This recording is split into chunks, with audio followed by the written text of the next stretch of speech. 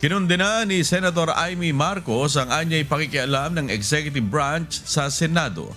Itong binigyan din niya ng tanungin sa plano ng kasalukuyang Senate leadership sa nabinbing investigasyon sa flood control projects anomaly.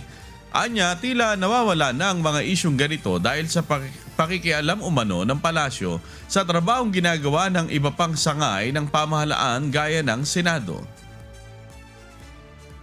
Pero ang problema kasi, first time yata ito nagarapalan ang pakikialam ng ehekutibo sa legislative.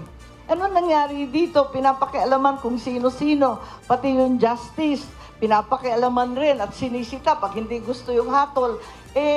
Nagiging labo-labo na ito eh. Hindi pwede yung ganyan. Kailangan respetuhin natin yung saligang batas.